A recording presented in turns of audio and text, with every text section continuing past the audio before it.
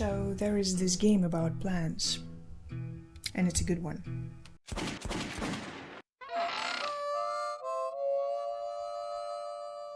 So specifically for the case like this, I decided to bring along all the plants I have to create a proper mood.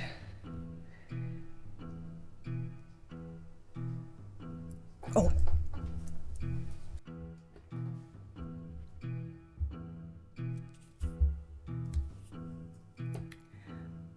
Well, this one looks dead, but it's not. It's like if you look closely, you're gonna see a little buds over there. So it's very much alive. Alright, back to the game. And welcome to our shop. The city of Andumia is where we are settled, providing local dwellers with a variety of plants. Each plant possesses a number of peculiar properties, and some of those plants are extremely strange. Here's where we're looking for them. Here's where we are keeping and identifying them. Here's where we are cataloging them. Here's a cat. And there is a nasty weather. It is always rainy in Andumia. At some point we get involved in some bizarre occurrences and try to help solve ancient mysteries using our knowledge of plants. But most of the time we spend identifying and cataloging plants, and this process is exciting. Our book of plants contains the species we know and species we still need to identify. This book also replenishes with the new entries we can find in nearby lands, and looking for the plant is another very interesting part. Because to find a certain plant we need to solve a certain riddle to identify a location, and the process of looking for a plant, the riddle, the map search, feels like a full quest. An exciting journey, but we need to be cautious. If we are struggling with solving a riddle, randomly clicking on any spot in the hope of eventually finding a needed location won't work. Well, it might work, but it's gonna be pure madness, because every mistake regarding map scattering or plants cataloging takes a bite from our sanity, and when our sanity is broken, we have to fix it. The game is very atmospheric, and it has that deep, dark, mysterious ambience which feels so heavy, in a good way. And simultaneously strange horticulture is very chill because of how slow pacing and often routined it is, in a good way.